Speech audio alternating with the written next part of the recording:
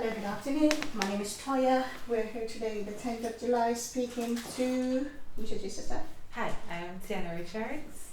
And she's from Jamaica. Basically, we're just interviewing her to get a ask of how life has been from Jamaica to here.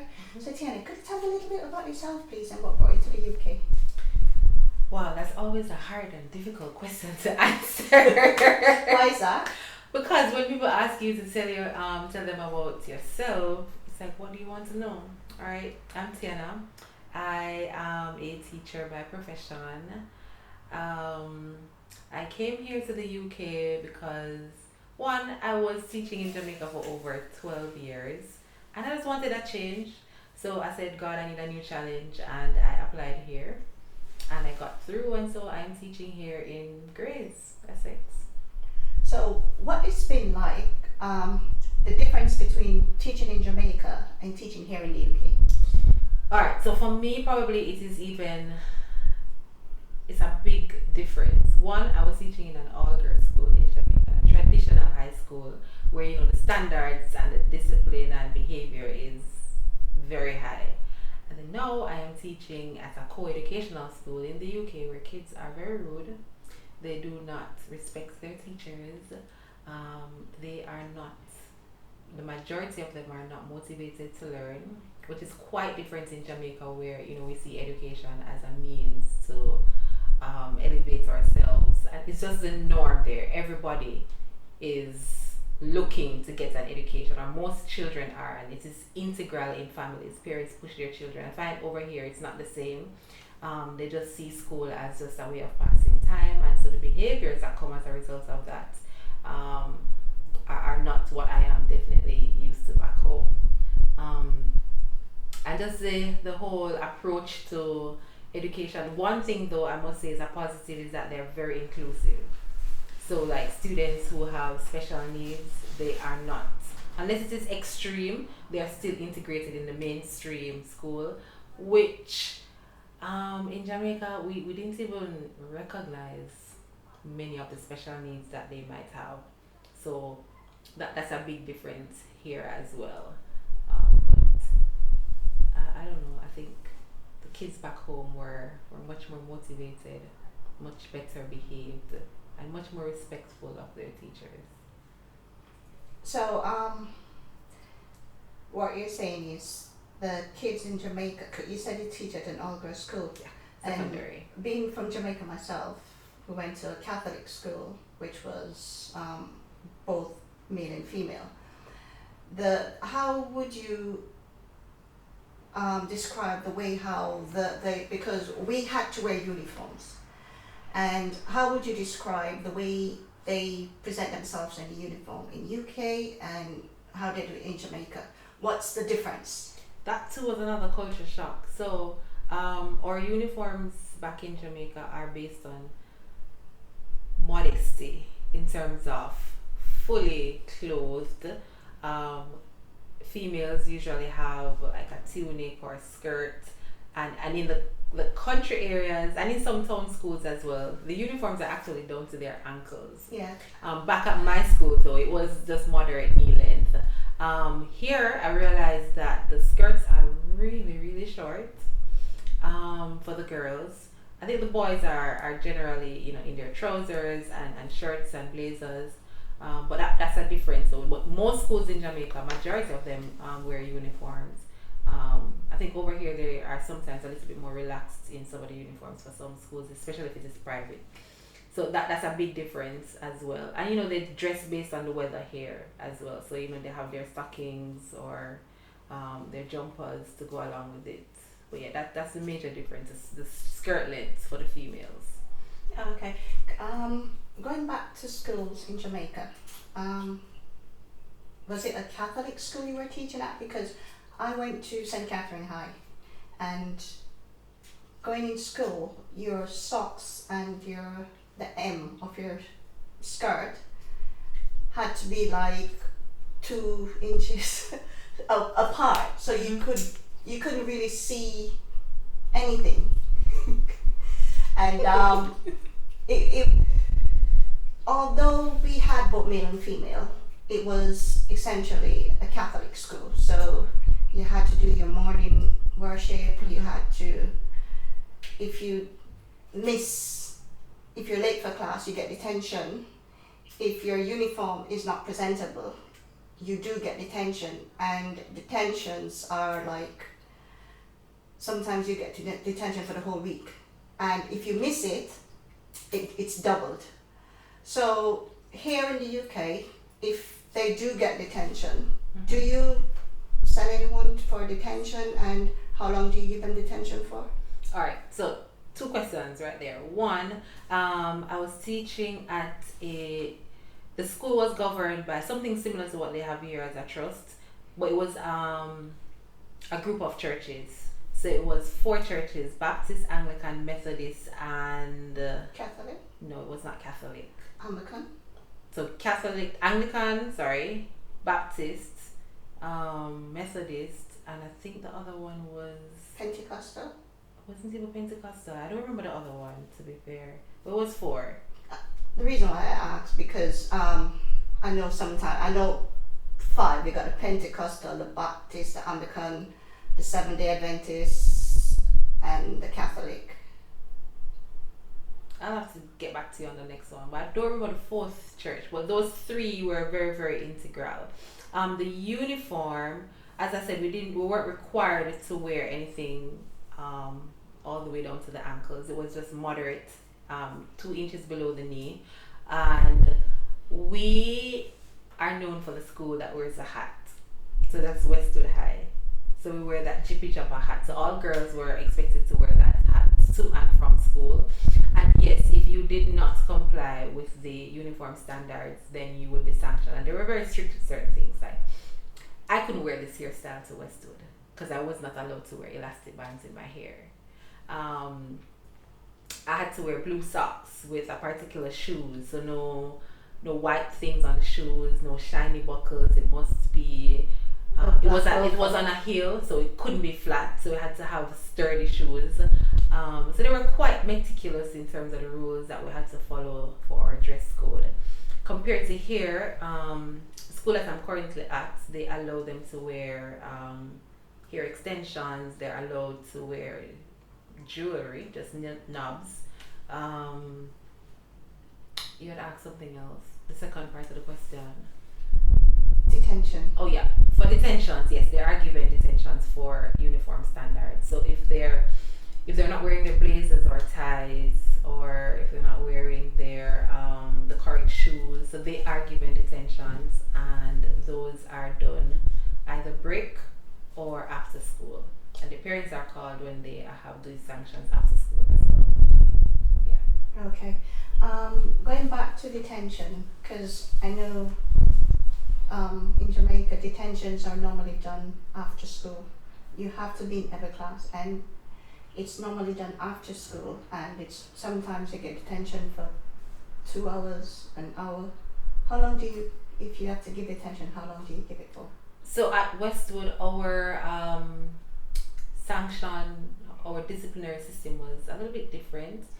Detention was not the main thing to give. We have what we call an order mark system, where it is from A, B, C, and we have a conduct mark, then we have suspension, and then expulsion if it comes to that. So the punishment is you get an A, the severity is from A going up to suspension.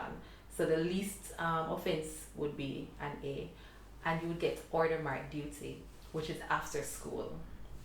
So there's an hour after school that is used for prep time, where they stay back and study. So after school ends, official teaching ends, we have an hour after school where they study or they go to clubs, and that is the time that they would do their detention or the work for the order marks. So we would usually give them the task to do, like go clean a classroom or go tidy somewhere, or any little thing that they can do to work off the duty. So an A order mark, you have 5 days of duty. B would be 10, C would be 20, and so on.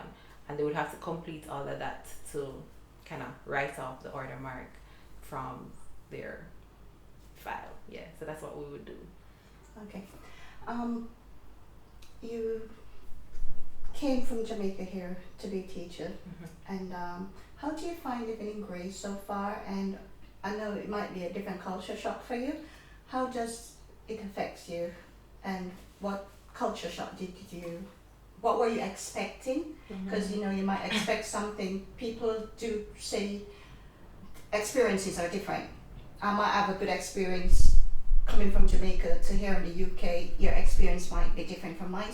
What were your experience like coming from Jamaica and settling here in the UK? First, environment. It's actually similar to what I would have back home. Persons always ask, why come to Grays? But I like the area in that it is giving you the country vibe, but it is like really close to London, from like an hour away from some, you know, popular spots in London. So it's not in the town and the city area, but it's like on the suburbs. So it's easy to commute to London. So I really don't mind where I'm at right now. And the fact that I have Jamaicans around me in the house that I stay in, that has been a blessing. Because I think if I was here by myself, I would probably be saying I'm going back home by now, because it is a highly stressful work environment, and if you don't have people around you, a community of people, it can be very difficult living here. So having my two friends here, I do have some family members here as well, and other friends who are scattered around the country. So having them here in close proximity really made a world of a difference for me. The climate is something that I have had to get used to. From extreme cold to extreme heat, and in one day you can go through 3 different weather systems. So the temperature fluctuates, the climate fluctuates, and I think that would have affected me as well. And the fact that getting into the winter season, it got dark so early. That was really shocking, because I'm like, it's 4:30, why is it pitch dark? Or it's 9 o'clock, why is it still sunny outside? So that was one thing I had to get used to.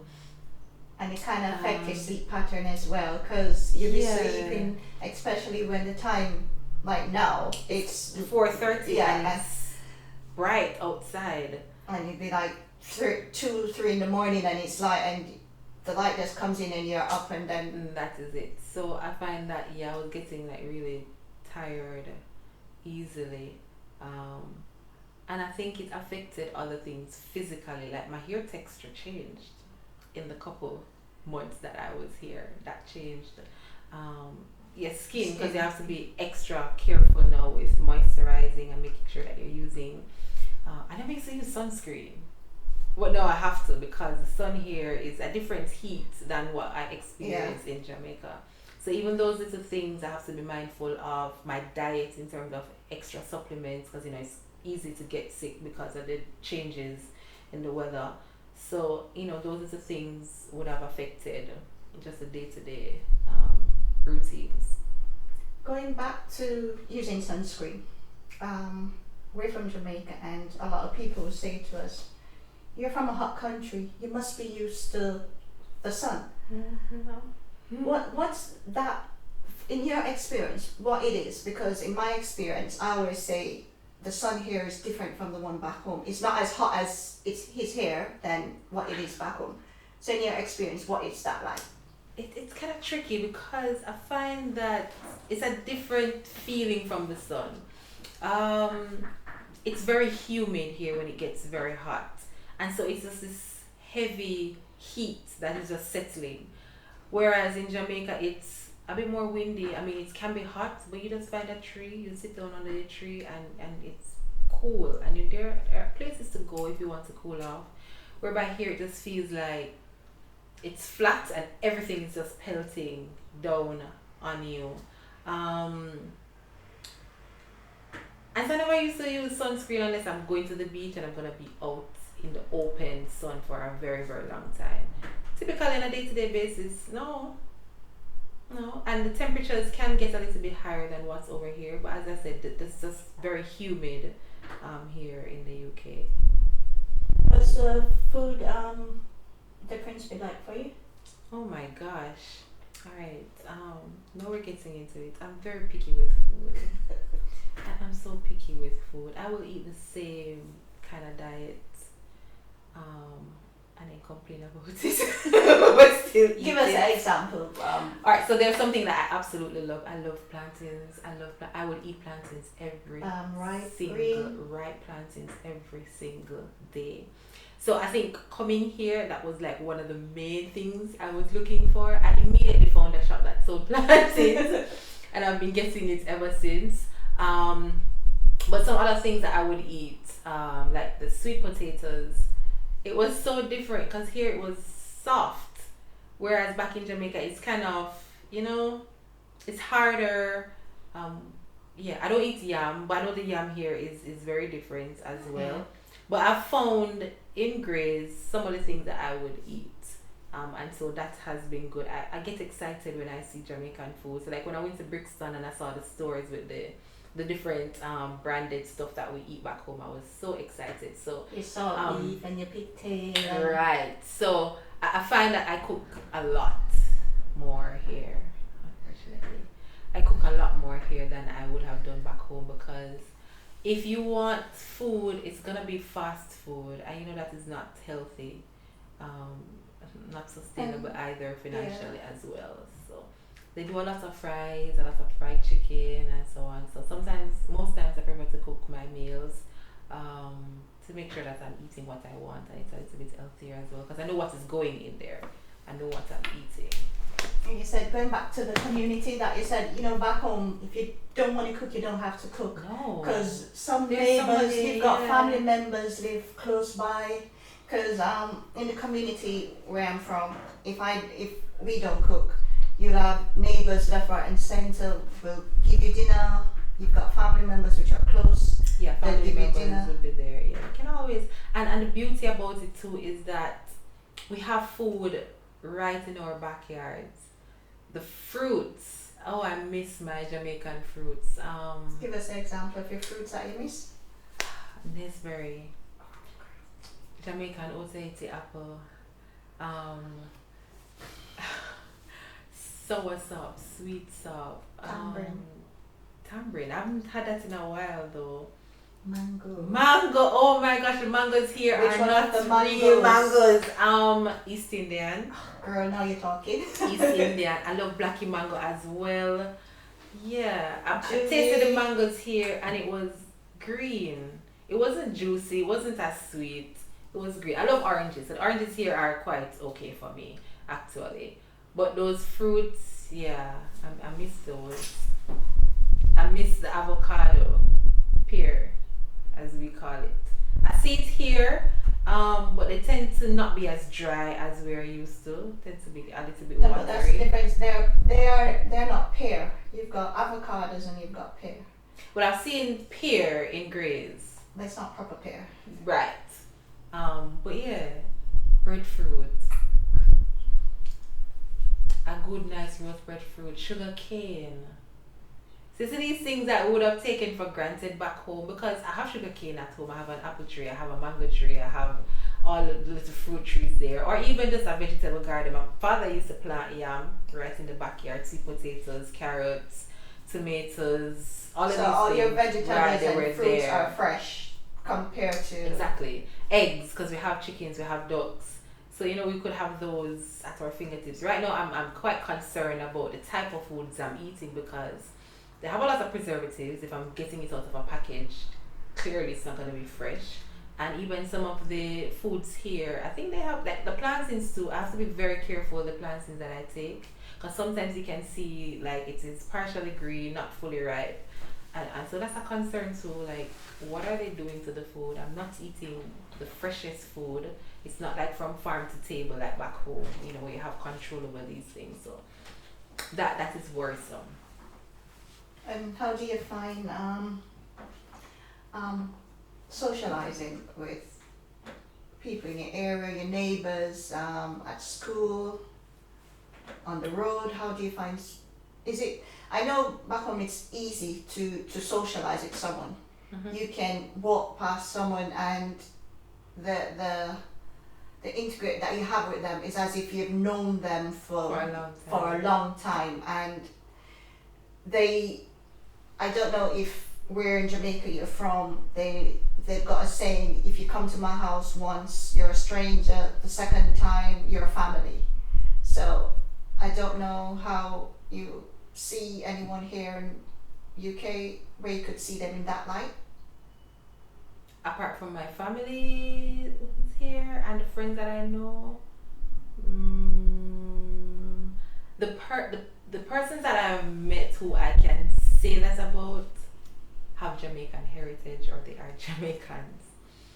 I'm trying to think of anyone who is British or even, non-Caribbean who I can say that about, and I'm drawing for straws there. So no, my community, I met my neighbor once, but no, we don't interact because they don't come out of their homes, so there is no way to interact. And just the example with you and I, how we met, just standing there, the accent came out, we recognized that we're Jamaicans, and we struck up a conversation there. You'd have thought that we knew each other from before. It's not as easy with residents here, or UK born individuals. The work environment is different as well. I think teaching back home, and I was at my school for 12 years too, so we found that we formed a family. The bond is very close there. Total opposite here. You don't really interact that much. They barely sometimes say hello or greet you, and so that's different because we were raised back home with the type of mentality that if you see someone, you're gonna say good morning, you're gonna greet them, you're gonna say thank you, you're gonna say please, you might engage in some polite conversation as well. But I think the mentality here, or their culture, I think it's just their culture, is different in that, yeah, they're just on about their business and they just want to do what they have to do and then get moving. So that was a big shock as well coming here. Okay. In socializing, back home on a weekend, there's always somewhere to go. Mm-hmm. If you're here for a holiday, there's always somewhere to go. Happening, yeah. And you always have like a street party, a house party, or you've got a club where you go to. But have you ever been to a club here in the UK? No, but I haven't been to clubs in Jamaica either. So that's okay for me. How do you socialize, and what's the difference between here and the UK in socializing?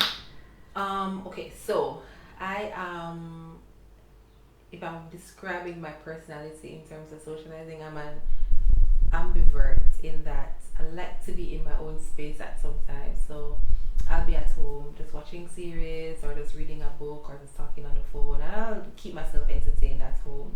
When I do go out back home, I love going to the river. I love road trips. I like going to the beach. I like doing things that are adventurous. And I find that I can do that here too, which is a big thing. I want to travel.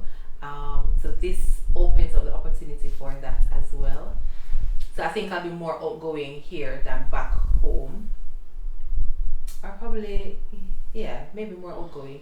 Because I do have friends here too. So that makes it easier. So I'm not just, going out by myself. So I haven't been to any clubs. I did go to a food festival, which was good. It's a Caribbean food festival as well. So I think, yeah, socialization is similar. Church too was a big part of my life back home. I have found a church community. I just go there on Sundays though. I was very much involved in my church back home in all of the different aspects. So hopefully, once I get more comfortable here, we can see where that goes. So is the religion side of it any different from back home? Yeah, very different. The first church that I went to, it's a Baptist church, but the worship style was very different. So they were more on the quieter side. The church was predominantly white, to be fair. Um, they did sing a lot of the hymns some of the hymns that I knew, and some of the more contemporary songs. So their worship style was a little bit more relaxed, a bit more relaxed than I am used to. The church that I started going to afterwards is more of the African type of worship. So it's a little bit more, it's a little bit more, what do you say? More Pentecostal in its worship than what I'm used to. So I still haven't found that middle ground, but I do prefer that over more of the silent type of So worship. you experiences from church back home, both Catholic and African, the music, everyone is, it's upbeat. It just gets you. Yeah. You cannot fall asleep in church per se. And the dress wise, it's It's more in different. line. The church that I'm going to right now, it's more in line with how we dress back home. Because we have different type of clothes. We have church clothes, we have work clothes, we have yard clothes, and we have going out clothes. I know my experience going to church back home is you have to dress semi-formal, where you have to wear stocking. You have to No. For you, yeah. yeah Catholic. When I used to go to Catholic church, you had to wear stocking. You had to wear a long skirt. You had to have those mesh thingy that you put on your head going in church. Going to an Anglican church, you can wear stocking or you don't have to. It's down to you, but you still have to dress semi-formal. Mm-hmm. Trousers were not allowed. I think I don't know how long ago that was for you, but I think they have been a little bit more relaxed in how they are dressing in Jamaican church. Trousers were not allowed in my church probably like 10-15 years ago, but it's a little bit more relaxed now. We still have to dress modestly, of course, because it's worship. Things like probably sleeveless, depending on the type. Yeah, it's still modest, but we can wear sleeveless.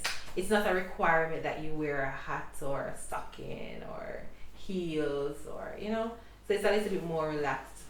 Here though, I realized that they were very casual with what they wore to church. Like I would not usually wear jeans to church or shorts or tights or t-shirts, right? But yeah, they do that here. So that was different.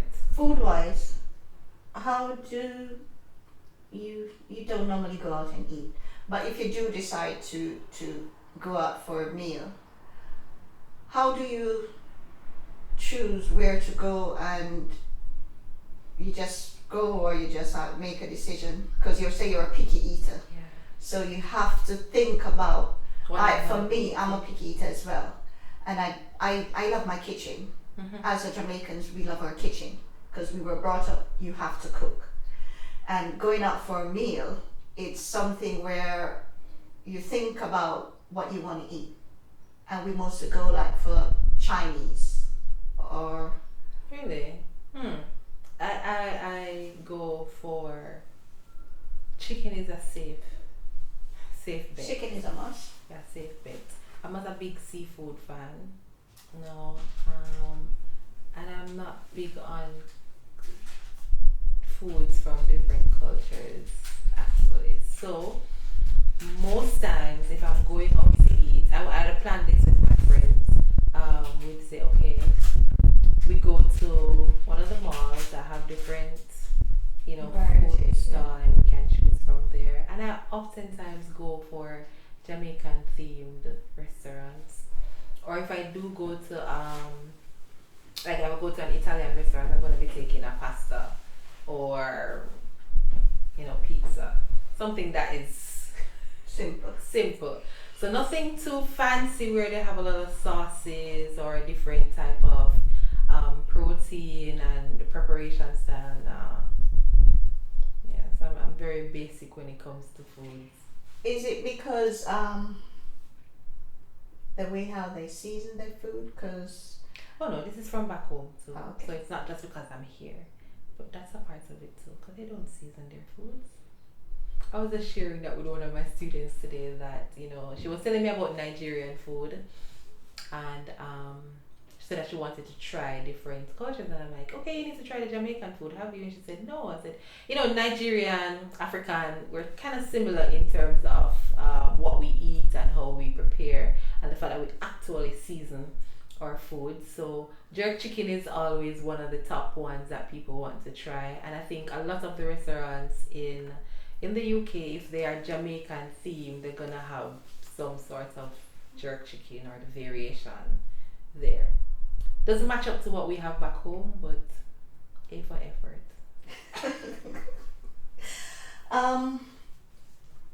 I know you just recently came here and you came over from an agency, you said. Would you, based on your experience here in the UK, and it's mostly similar to the Windrush program, because I think your mom was part of the Windrush as well, or you mostly family members were part of the Windrush, and we all have descendants who came over here based on the Windrush, and we in Jamaica, we're still doing something similar to the Windrush program, where you apply for work from Jamaica to the UK. Would you, if friends, family, or anyone asks you what it's like transition from Jamaica to the UK, what would your experience say to them in terms of, would you say yes, come, or would you say no, don't? Alright, my experience is two-tiered in that a large majority is based on work, because I spend a majority of my time at work, and the whole work situation has been a roller coaster. It has been, oh my gosh, I think the lowest I've ever been in my life is because of the work situation here. It can be very, very stressful. So if they're coming here to teach, I think they better be prepared for what happens in the UK schools system and how different it is from a Jamaican school system. Apart from work, I enjoy living here. I've adapted to the weather somewhat. Just making sure that you dress warm when it is winter, and you have your summer clothes different from your autumn and your spring. But the experience hasn't been a bad one. However, certain situations have led to me having such a positive outlook. One, I have people around me who are Jamaican. You have a good network. Yes. So if you do not have a very good community, it's going to be very challenging, because it can get very lonely. Missing your family, missing your friends, missing what you're used to, just the food, or just the whole environment, music, all of that. That. Just on a regular, it can be lonely, and I've heard stories where persons get depressed as a result of that. So having that network, as you said, around me has really, really helped. And just keeping in contact with my family and friends back home does help as well. So, and two, the cost of living here is extremely high. So housing can be a major factor when you're thinking about moving, because it can put a dent in whatever your earnings are. I've been fortunate to get reasonable rent for where I'm staying, so that does help, in the financial aspect. And as a teacher, I think you do get some breaks as well, some tax breaks from the government, so that helps for the 2 years. And because I know here in the UK they break up quite often in school. When you just came, how did that affect your teaching? Because back home you only get Easter, summer, and Christmas. That's it. You might get Labor Day or Ash Wednesday. It's not as Actually. often as they do here. Actually, it is. So, the holidays actually coincide with what we usually have in Jamaica. So, the first holiday we get is that Heroes. We get that time here as well. What is really annoying is the fact that we are still in school all the way into the third week of July. Because normally you break up in June, The end of and June and we're you're- done. you get July and August, and you're back in the first September. week in the first Monday in September. Right, for school. The last week in August, with just preparation time for some meetings. But here it's a 6 weeks. 6 weeks versus a full 8 weeks of summer that we're used to. And that is taking a toll on me. Mentally, I am drained. I am tired. Is it a And I am case where frustrated. is it a case where you're on holiday but you're not on holiday? Yeah, mentally I'm on holiday. Physically I'm going to school and I'm teaching and it's like a full week of with wind down closer to the end of the school year. There's no winding down here. You teach right up until the last day. And so it's exhausting. So I think coming from Jamaica, mentally I'm on break. My friends back home are on break and I am not on break.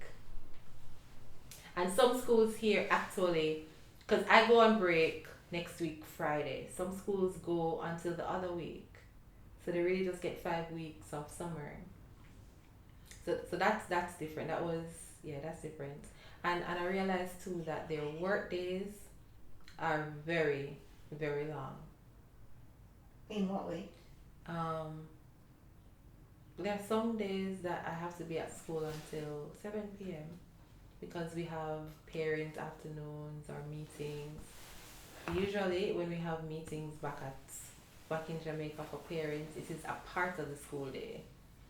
So we'll probably cut some classes, have the parents come in, and we leave at a regular time or even earlier too. But here, school goes on for the whole day, and then in the afternoon we facilitate the parents.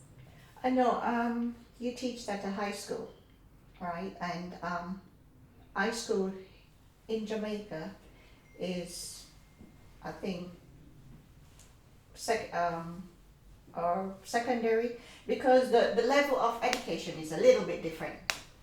Because I remember my son when they were in primary school, where secondary per se is what we learned in like all age, because all age goes up to year 9. So it was a little bit not up to Jamaica standards per se. I wouldn't say that. I think, I teach math. Math is universal. So I think that's a good way to judge. The content is very, very similar. Because they do divide some students into higher and foundation sets. So some of the content that they're teaching in the higher set we would not have taught in Jamaica until probably like a 6th form or or in a different subject, additional math, which they do separately from just mainstream C-set math. But the content is very similar. Know what they teach here. Yeah, very similar. Okay. I know some schools, you've got like evening classes where if you need like extra help, they do evening classes where schools finish, and it's only a selective few teachers do that. It's not mandatory. It's up to the individual to do it. Do they do it here in the UK? I think they do, but not as a part of the formal school system. I think if you want to get extra classes, then you can sign up for a tutor, which is going to be outside of school hours and outside of school resources. They do have intervention programs though, and that is up to the discretion of the school for students who need some extra help, and that's not usually at any extra cost to the students. Typically in Jamaica, if you need extra classes, that is going to be paid for by your parents or the individuals. So the schools sometimes do not provide that in Jamaica. And they don't offer summer school here? I do believe some schools may offer summer schools. I'm not sure yet because I'm still new to the system. So at the end of this year, I think I'll be a little bit more knowledgeable about what really operates. But I do know that they are putting in place some measures for students who are getting into their final year for GCSEs and they need that extra support. Okay. Tamara, thanks for taking the time out from your busy schedule. You just finished teaching, and I know that you're a bit tired. I didn't want to take up too much of your time. Thank you. So.